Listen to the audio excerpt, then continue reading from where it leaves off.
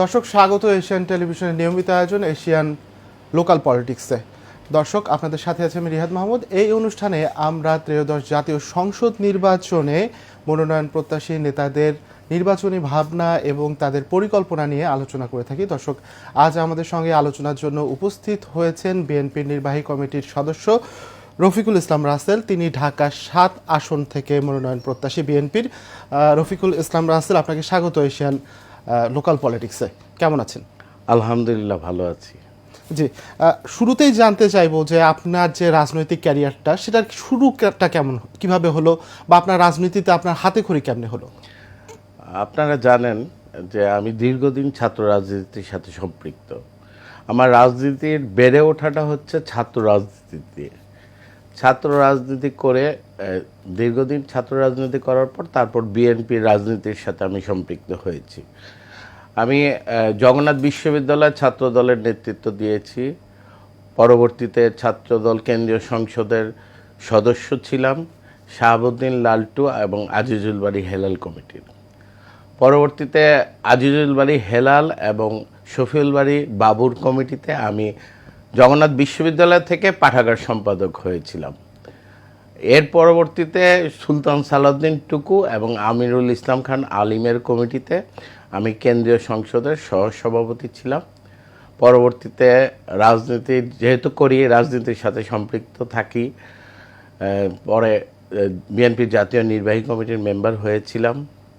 ঢাকা মহানগর দক্ষিণ বিএনপির সাংগঠনিক সম্পাদক হয়েছিলাম এবং ঢাকা দক্ষিণ সিটি কর্পোরেশনের কাউন্সিলর নির্বাচিত হয়েছে। যে আপনি কাউন্সিলর নির্বাচিত হয়েছেন, এই বিষয়টি একটু জানতে চাবো যে আপনি 2015 সালের কাউন্সিলর হয়েছিলেন। তো ওই সময়টা রাজনীতি কতটা প্রতিকূল ছিল আপনাদের জন্য? আসলে আপনারা জানেন, একটি বৈরী পরিবেশে আমাদের যখন বাক স্বাধীনতা ছিল না, কথা বলার অধিকার ছিল না, ঠিক তেমনই এক পরিবেশে ঢাকা দক্ষিণ সিটি কর্পোরেশন নির্বাচনে আমি অংশগ্রহণ করি। যেহেতু আমি সেখানকার আদি ঢাকাবাসী, বিষয়টা হচ্ছে আমি লোকাল ছেলে, তাই লোকাল ছেলের কারণে সেখানে সাধারণ জনগণ, আমার এলাকার যারা ছিল, তারা আমাকে পর্যাপ্ত সহযোগিতা করেছিল। আপনারা সেই সময় দেখেছেন রাতের অন্ধকারে কিন্তু রাতের বেলা ভোট নিয়েছিল। তখন আমি যখন খবর পেয়েছিলাম যে আমার এক মৌলভীবাজার কমিউনিটি সেন্টারে ভোট মারা হচ্ছে, তখন আমি সেই সময় এলাকার লোকজনকে সবাইকে আহ্বান জানিয়েছিলাম এবং এলাকার লোকজন সকলে রাস্তায় নেমে পড়েছিল। এবং তখন মৌলভীবাজার কমিউনিটি সেন্টারে আমি যাই, তখন এই ভোট যে তারা দিচ্ছিল রাতের বেলা, তখন তাকে সেটা বাধাগ্রস্ত করি। প্রচুর লোকজন আমার সাথে ছিল। আমরা একটু ভিন্ন প্রসঙ্গে যাই, যে আপনি তো ঢাকা 7 আসন থেকে এবার মনোনয়ন চাচ্ছেন। তো ঢাকা 7 আসনে দেখা যায় যে বেশিরভাগ হেভিওয়েট প্রার্থীরা নির্বাচন করে থাকেন, সেটা যে দলেরই হয়ে থাকুক। তো এই ক্ষেত্রে আপনার মনোনয়ন পাওয়াটা কতটা চ্যালেঞ্জিং মনে করছেন আপনি? দেখেন, আমরা রাজনীতি করি গণমানুষের জন্য, গণমানুষের কল্যাণের জন্য রাজনীতি করি। যেহেতু প্রতিকূল একটা অবস্থায় কিন্তু আমি কাউন্সিলর হয়েছিলাম এবং তখন আমি বিএনপির যে মনোনীত প্রার্থী মির্জা আব্বাসকে সাথে নিয়ে আমি জয়যুক্ত হয়েছিলাম। আমি দলের কাছে প্রমাণ করেছিলাম যে ওই এলাকার গণমানুষ আমার সাথে আছে। তাই যেহেতু রাজনীতি করি, আন্দোলন সংগ্রামে ভালো ভূমিকা ছিল। আর বিশেষ করে আমাদের ঢাকা 7-এর যে নির্বাচনী এলাকা, সেটা একটি ব্যতিক্রম ধর্মী এলাকা। সেখানে প্রায় 92% লোক আর লোকাল। আমাদের অন্যান্য আসনের চেয়ে ঢাকা 7-এর আসনটা একটু ব্যতিক্রম। এখানে লোকাল জনগণের বসবাসটা বেশি। সে কারণে এখানে লোকাল ছেলে হিসাবে, যেহেতু রাজনীতির সাথে সম্পৃক্ত, ছাত্র রাজনীতি থেকে বেড়ে ওঠা, আমি সাবেক কাউন্সিলর, বিএনপি জাতীয় নির্বাহী কমিটির মেম্বার, বিভিন্ন দলের যে কোনো সময় দায়িত্ব পালন করেছি, সেজন্য এলাকার জনগণ, সর্বস্তরের জনগণ চাচ্ছে যে আমি একটু বৃহৎ পরিধি নিয়ে রাজনীতি। এই বিষয়টাই জানতে চাচ্ছিলাম যে আপনি যেহেতু লোকাল পলিটিশিয়ান এবং বেশিরভাগ জনগণ, বেশিরভাগ ভোটারই আপনাদের লোকাল, তো সেক্ষেত্রে আপনি এই বিষয়টিকে এগিয়ে রাখবেন কিনা, বা এটি আপনার জন্য প্লাস পয়েন্ট হবে কিনা? অবশ্যই এটি আমার জন্য প্লাস পয়েন্ট। আসলে আরেকটা জিনিস জানতে চাই যে যেহেতু আপনি লোকাল, আপনার কাছে ভোটারদের প্রত্যাশাটাও বেশি থাকবে কিনা? স্বাভাবিক, একজন রাজনীতিবিদের কাছে যে প্রত্যাশা তো থাকবেই, প্রত্যাশা যেমন থাকবে জবাবদিহিতাও থাকবে। কারণ দীর্ঘ 17 বছর কিন্তু জনপ্রতিনিধির সাথে সাধারণ জনগণের কোনো সম্পর্ক ছিল না, তাদের কোনো জবাবদিহিতাও ছিল না, তারা তাদের স্বেচ্ছাচারিতার মাধ্যমে রাজনীতি পরিচালিত করেছিল। কিন্তু আমরা জানি যে আগামীতে একটি নির্বাচন, সেই নির্বাচনটি অবাধ এবং নিরপেক্ষ নির্বাচন হবে। সাধারণ মানুষ যাকে ভোট দেবে সেই নির্বাচিত হবে। এখন সাধারণ মানুষের কাছে যার বেশি গ্রহণযোগ্যতা থাকবে সেই নির্বাচিত হবে। আপনি স্বেচ্ছাচারিতার কথা বলছেন গত 17 বছরের, কিন্তু আপনি 2015 সালের যে কাউন্সিলর ছিলেন ঢাকা দক্ষিণ সিটি কর্পোরেশনে, সে সময় আপনি কিভাবে কাজ করেছেন বা সে সময় কাজ করাটা আপনার জন্য কতটা কঠিন ছিল? আমাকে টোটালি কাজ করতে দেয়নি, বুঝছেন। প্রায় 1 থেকে নিয়ে 1.5 বছর আমি বসতে পেরেছি আমার কাউন্সিলর অফিসে। আমাকে বিভিন্ন মামলায় জর্জরিত করা হয়েছিল। আমাকে শুধু আমার এলাকা না, চকবাজার, বংশাল কিংবা লালবাগে না, আমাকে শাহবাগ, রমনা, ইভেন কি পল্টন থানা, মতিঝিল থানা আমার নামে মিথ্যা মামলা দেওয়া হয়েছিল। 145টি মিথ্যা মামলা আমার নামে দেওয়া হয়েছিল। আমাকে চকবাজারের 3টি মামলায় 5 বছর 9 মাসের কারাদণ্ড দেওয়া হয়েছিল। আমি তো এই কারাদণ্ড কোনো কারণ কিংবা কোনো এক্সকিউজ ছিল না যে আমার কর্মকাণ্ডে কিংবা কিছুতে, কিন্তু রাতের অন্ধকারে কোর্ট বসিয়েও কিন্তু আমাদেরকে কারাদণ্ড দেওয়া হয়েছিল। যেহেতু আপনি কাউন্সিলর ছিলেন এবং বেশ নির্যাতিত হয়েছেন, তো বোঝা যাচ্ছে যে আপনি বেশ জনপ্রিয় ছিলেন। তো এই জনপ্রিয়তা কি আপনার দল কিছুটা মনোনয়ন পাওয়ার ক্ষেত্রে কিছুটা আপনাকে এগিয়ে রাখবে কিনা? দেখেন, যে কথাটি বলবো, যেহেতু আমরা ছাত্র রাজনীতি থেকে বেড়ে ওঠা, আমরা কিন্তু এই পার্টির প্রোডাক্ট, আমরা কিন্তু অন্য পার্টির থেকে এখানে আসিনি। এই পার্টি আমাদেরকে তৈরি করেছে। দীর্ঘদিন রাজনীতির সাথে সম্পৃক্ত আমি, প্রায় 35 বছর আমার পথ ছিল এই রাজনীতিতে। যেহেতু দলের বাইরে আমরা কখনো যাব না, দল যে সিদ্ধান্ত দিবে সেই সিদ্ধান্ত আমরা মাথা পেতে নেব। যে এখন লোকাল যে অবস্থা, মানে গণমানুষের সাথে আমার দীর্ঘদিনের সম্পর্ক, তাই দেশনেত্রী বেগম খালেদা জিয়া এবং আমাদের আগামী দিনের রাষ্ট্রনায়ক দেশনায়ক তারেক রহমান এই বিষয়টি অনুধাবন করবেন। এই বিষয়টি অনুধাবন করে ঢাকা 7-এর ভিতর যে সাধারণ গণমানুষের সাথে যার সম্পৃক্ততা বেশি, যার গ্রহণযোগ্যতা বেশি, ইনশাল্লাহ আমি মনে করি সে বিবেচনায় আমাকে ইনশাল্লাহ আগামীতে ঢাকা 7-এর মনোনয়ন দিবে। যেহেতু আপনি ঢাকা 7-এর লোকাল পলিটিশিয়ান বা স্থানীয় লোক, তো নিশ্চয়ই আপনি ইতিমধ্যে এই ঢাকা 7-এ কি কি সমস্যাগুলো রয়েছে সেগুলো আপনি চেক করেছেন বা জেনেছেন। কি কি সমস্যা আছে বলে আপনি মনে করছেন বা কি কি সমস্যাগুলো সমাধান করা উচিত আপনি যদি নির্বাচিত হন? দেখেন, আমাদের পুরানো ঢাকার নানাবিধ সমস্যা রয়েছে। আমরা কিন্তু সমস্যাগুলোর সমাধানে আসি নাই কখনো। যারা জনপ্রতিনিধি হয়েছে তারা কিন্তু শুধু নিজেদের স্বার্থের জন্যই রাজনীতি করেছে। দীর্ঘদিনের পুরানো ঢাকার সমস্যা আমাদের জর্জরিত। আমাদের পুরানো ঢাকার যে অল্প বৃষ্টিতে পানি জমে যায়। আপনি বাংলাদেশকে ডিজিটাল করেছেন, কিন্তু আপনার পা দিকে তাকালে দেখা যায় যে পানি সয়লাব পুরানো ঢাকার নোংরা পানিতে। এখানে মসজিদে যাওয়ার মুসল্লিদের প্রতিবন্ধকতা সৃষ্টি হয়, স্কুলগামী ছাত্রছাত্রীদের স্কুলে যাওয়ার প্রতিবন্ধকতা সৃষ্টি হয়। এর আগে যখন আপনি নির্বাচিত হয়েছিলেন কাউন্সিলর হিসেবে তখন তো কাজ করতে পারেননি।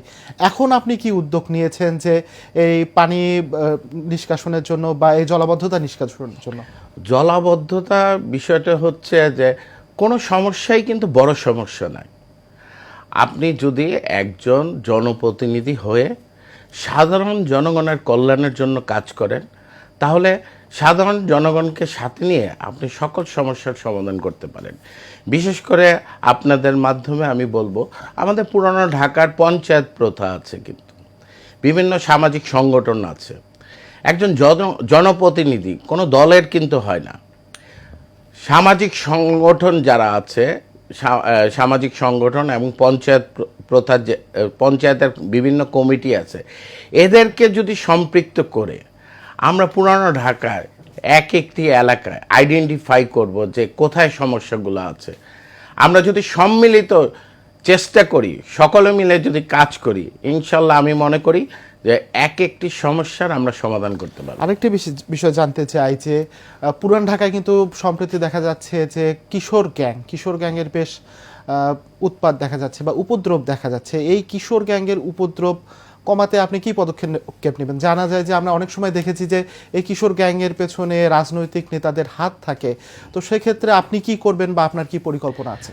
বিষয়টা হচ্ছে কি, ধরেন কিশোর গ্যাংয়ের যে কথাটা বললেন আপনি, এটা বাস্তবসম্মত কথা, এটা আসলেই সঠিক যে কিশোর গ্যাংয়ের মানে আমাদের ঢাকা শহরে অনেক জায়গায় কিশোর গ্যাংয়ের যে দৈরাত্ম্য চলছে, তাদের জুলুম নির্যাতন চলছে, এটা হচ্ছে কি দীর্ঘদিন স্বৈরাচার ক্ষমতায় ছিল। তারা গণমানুষের সাথে কখনো সম্পৃক্ততা ছিল না, কিন্তু এখন দেখা কিন্তু যাচ্ছে তারা কিন্তু এই কিশোর গ্যাংকে সবসময় প্যাট্রোনাইজ করতো। তাদের মিছিল মিটিং থেকে কিন্তু বর্তমানে যারা মনোনয়ন প্রত্যাশী বা যারা রাজনীতিতে আছেন, তারাও কিন্তু অনেকে এই কিশোর গ্যাংকে যা অনেকটা শেল্টার দিচ্ছেন। তো সেক্ষেত্রে আপনারা কি পরিকল্পনা রয়েছে? দেখেন, বিষয়টা হচ্ছে যে আমরা যদি প্রতি ঘর থেকে, মানে আমি বলতে চাচ্ছি যে অন্যায়কে যদি আমরা নির্মূল করব, মানে অন্যায়কারী যেই হোক, যদি অন্যায়কে আমরা দমন করব, তাহলে অন্যায়কারীর সংখ্যাটা কিন্তু বৃদ্ধি পাবে না। আমি যে আপনাদের মাধ্যমে বললাম যে আমাদের পুরানো ঢাকায় পঞ্চায়েত প্রথা আছে, সামাজিক সংগঠন আছে, এইখানে যদি আমরা কাজ করি, সামাজিক সংগঠন এবং পঞ্চায়েত প্রথার মাধ্যমে যদি আমরা সকলকে নিয়ে কাজ করি, তাহলে ইনশাল্লাহ প্রতিটি এলাকা থেকে আমরা কিশোর গ্যাং মুক্ত করতে পারবো ইনশাল্লাহ। এই পর্যন্ত আপনি 5 আগস্টের পর থেকে নিশ্চয়ই আপনারা স্বাধীনভাবে রাজনীতি করছেন, বেশ ভালোভাবে রাজনীতি করছেন, জনগণের কাছে যেতে পারছেন। তো এই জনগণকে আপনাদের রাজনীতির সাথে সম্পৃক্ত করতে বা বিভিন্ন উন্নয়নমূলক কর্মকাণ্ডে সম্পৃক্ত করতে কি কি পদক্ষেপ এ পর্যন্ত আপনি নিয়েছেন? মানে এখানে হচ্ছে যে আমাদের গণমানুষের সাথে তো আমাদের রাজনীতি আছে। এই বিভিন্ন কার্যক্রমের মাধ্যমে আমরা বিভিন্ন এলাকায় যাচ্ছি, সে এলাকার অনেক সমস্যাই আছে, ওই এলাকার সাধারণ জনগণের সাথে আমরা কথা বলছি, বিভিন্ন মসজিদ কমিটিতে কথা হচ্ছে, বিভিন্ন সামাজিক সংগঠনের সাথে কথা হচ্ছে। যেখানে কিছু কিছু এলাকায় জলাবদ্ধতা আছে, সেখানে আমরা সিটি কর্পোরেশন এবং ওয়াসার মাধ্যমে সেখানে এখানে ধরেন ব্যবস্থা নিচ্ছি আমরা। এখানে ধরেন পাম্পের মাধ্যমে পানি নিষ্কাশনের ব্যবস্থা নিচ্ছি আমরা। সিটি কর্পোরেশন এই ক্ষেত্রে আপনাদের কতটুকু সহযোগিতা করছে? মানে এখন বিষয় হচ্ছে যে এখানে হচ্ছে একটি অন্তর্বর্তীকালীন সরকার, তারপরে আমরা যেহেতু সাবেক কাউন্সিলর ছিলাম, আমাদের সিটি কর্পোরেশনের সাথে একটি সম্পর্ক আছে, বিরাজমান আছে, তাই আমাদের প্রায়োরিটি একটু দেয় সিটি কর্পোরেশন। আমরা যারা সাবেক কাউন্সিলর, যাদের সাথে কর্পোরেশনের অনেক কর্মকর্তা কর্মচারীর সাথে একটি সখ্যতা ছিল। আপনি কি মনে করছেন যে এই অন্তর্বর্তী সরকার আছে এবং দক্ষিণ সিটি কর্পোরেশন এখন চালাচ্ছেন একজন প্রশাসক, তো সেক্ষেত্রে প্রশাসক না থেকে যদি একজন মেয়র থাকতেন, তবে কাজগুলো আরো সহজ হতো বলে মনে হয় কিনা? এটা তো স্বাভাবিক বিষয়। মেয়র হচ্ছে একজন জনপ্রতিনিধি, জনগণের ভোটে নির্বাচিত মেয়র। তা মেয়রের তো একটা জবাবদিহিতা থাকে, তার কাজের জবাবদিহিতা থাকবে এবং তার জনগণের কল্যাণের জন্য তাকে কাজ করতে হবে। একজন প্রশাসক শুধু রুটিন ফলো আপ করে তাই সে অফিসে আসে এবং অফিস থেকে চলে যায়, তার সাথে কিন্তু জনমানুষের কোনো সম্পৃক্ততাও থাকে না, এবং সে জনগণের দুর্ভোগ কী হলো এবং জনগণ কোন ক্ষেত্রে লাভবান হলো সেই বিষয়ে সে কখনো এই বিষয়টি জানতে চাচ্ছিলাম যে আসলে কি মানে সিটি কর্পোরেশন বা সিটি কর্পোরেশনের প্রশাসক আপনাকে কতটুকু সহযোগিতা করছে এই আপনার এলাকার যে সমস্যাগুলো আছে সেই সমস্যাগুলো থেকে উত্তরণের জন্য? না, এখন আমি যে আপনাকে বললাম যে প্রশাসক কিন্তু আমাকে সহযোগিতা করছে না, ব্যক্তিগত সম্পর্কের কারণে, যেহেতু আমরা সাবেক কাউন্সিলর ছিলাম, ব্যক্তিগত সম্পর্কের কারণে সিটি কর্পোরেশনের কর্মচারীদেরকে আমরা সম্পৃক্ত করছি, কিন্তু প্রশাসক থেকে কিন্তু আমরা কোনো সহযোগিতা পাচ্ছি না। প্রশাসক থেকে সহযোগিতা পাচ্ছেন না, কিন্তু আপনি যখন কাউন্সিলর ছিলেন তখন তো আপনি কাজ করতে পারেননি, কিন্তু এখন পাচ্ছেন, এই বিষয়টা কিভাবে এলো? এই বিষয়টা হচ্ছে যে তখন কিভাবে পারবো, তখন তো একটি স্বৈরাচার সরকার ছিল। তখন স্বৈরাচার সরকারের প্রধান লক্ষ্য ছিল যে দমন নীতি। স্বৈরাচার সরকার তখন দেখেছিল যে মাত্র গুটি কয়েক লোক বিএনপি থেকে কাউন্সিলর হয়েছে, কিভাবে তাদেরকে দমন করা যায়, কিভাবে তাদেরকে মামলা দেওয়া যায়, কিভাবে তাদেরকে জেলে ঢুকিয়ে রাখা যায়, সে বিষয়ে তারা তাদের কর্মকাণ্ড ছিল। কিন্তু তারা তো তখন আমাদের সহযোগিতা করেনি।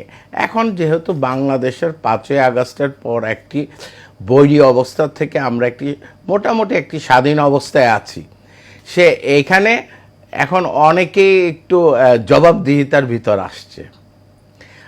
কারণ আগামীতে পথ চলার ক্ষেত্রে তাহলে তাদেরকে তো জবাবদিহিতার ভিতর আসতেই হবে। সকল মানুষের এবং সকল রাজনীতিবিদের যে কোনো কর্মকাণ্ডে তাদের অবশ্যই জবাবদিহিতা থাকা উচিত বলে আমি মনে করি। আচ্ছা, এবার একটু ভিন্ন প্রসঙ্গে আসি। আপনার এলাকায় তো বেশ কয়েকটি রাজনৈতিক দল ইতিমধ্যে প্রচারণা চালাচ্ছে, তো তারা আপনার ভোটের মাঠে কতটা চ্যালেঞ্জ ছুড়ে দিতে পারবে বলে আপনি মনে করছেন? দেখেন, যে বিষয় বাংলাদেশের রাজনীতিটা, আমরা চাচ্ছি রাজনীতিটাকে একটু পরিবর্তন করার জন্য। বাংলাদেশের যে মিছিল মিটিংয়ের রাজনীতি, একঘেয়েমি রাজনীতি, সেই রাজনীতিকে পরিবর্তন করতে চাচ্ছে আমাদের দেশনায়ক তারেক রহমান। রাজনীতিকে গুণগত মান দিতে চাচ্ছে, রাজনীতি যাতে গণমানুষের সাথে সম্পৃক্ত হয়, মানে একজন রাজনৈতিক নেতার যাতে জবাবদিহিতা থাকে। সে আলোকে আমি বলবো তারা 5ই আগস্টের পর কোনো একটি রাজনৈতিক দল প্রতিনিয়ত ওয়ার্ক করছে, প্রতিনিয়ত তাদের 300 আসনে তাদের মনোনীত প্রার্থী প্রায় চূড়ান্ত, প্রতি সপ্তাহে শুক্রবার থেকে নিয়ে শুরু করে এই বিষয়ে একটু বলতে চাই যে তারা কিন্তু 300 আসনে মনোনয়ন প্রত্যাশী এবং কারা মনোনয়ন পাচ্ছে সেটি ঘোষণা দিয়েছে, কিন্তু আপনার দল এখনো সেভাবে ঘোষণা দেয়নি। সেক্ষেত্রে প্রচারণায় পিছিয়ে যাচ্ছেন কিনা আপনারা? না, বিএনপি একটি বড় রাজনৈতিক দল, সেখানে প্রতিযোগিতা থাকবে। আর বিএনপি একটি গণতান্ত্রিক রাজনৈতিক দল।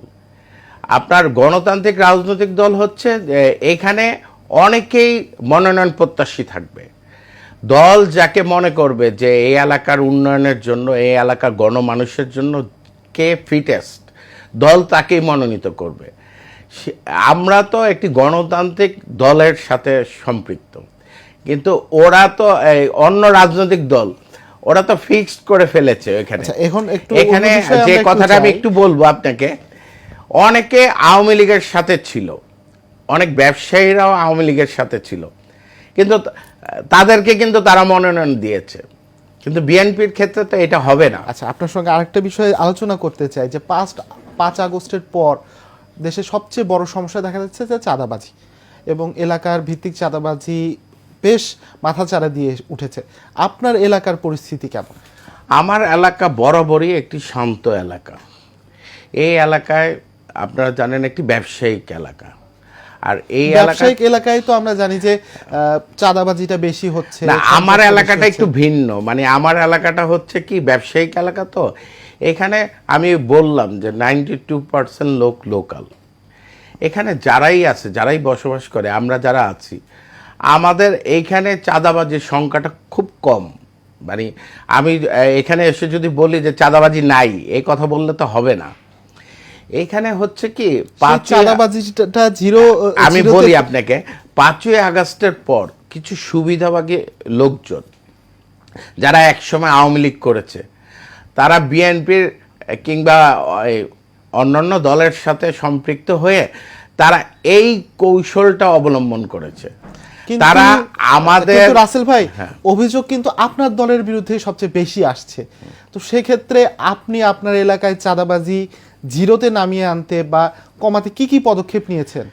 এখন দেখেন বিষয়টা হচ্ছে যে আমি আপনাদের সম্মুখে যে কথাটি বলবো, দেশবাসীকে যে জিনিসটা আমি জানাতে চাই, এখানে যদি দল আমাকে মনোনীত করে তখন কিন্তু দায়বদ্ধতা আমার, তখন কিন্তু টোটাল দায়বদ্ধতা আপনি আমাকে দিতে পারবেন যে আপনি এখানে জনপ্রতিনিধি, হয়তো আপনি নির্বাচন করছেন, আপনার এখানে চাঁদাবাজি হচ্ছে, আপনি এখানে জবাব দিয়ে দেন। এটা যেহেতু এখনো দল আমাকে মনোনীত করে নাই, সেখানে অনেক ক্যান্ডিডেট আছে আমাদের এখানে। হ্যাঁ, এখানে একার পক্ষে তো সব কিছু সম্ভব না। একার পক্ষে সম্ভব না। আপনার কাছে আমি শেষ প্রশ্ন যেটি করব সেটি হচ্ছে, আপনার আসন ঢাকা 7 বেশ হ্যাভিওয়েটদের আসন, এখানে অনেক মনোনয়ন প্রত্যাশী আছে। যদি আপনি মনোনয়ন না পেয়ে থাকেন, যদি না পান, তবে আপনি কি করবেন? শুনেন, আমি যদি মনোনয়ন নাও পাই, তাহলে আমি যেহেতু রাজনীতি করি, আমি একটি দল করি, আমি দলের আদেশ নিষেধ অবশ্যই অক্ষরে অক্ষরে পালন করব।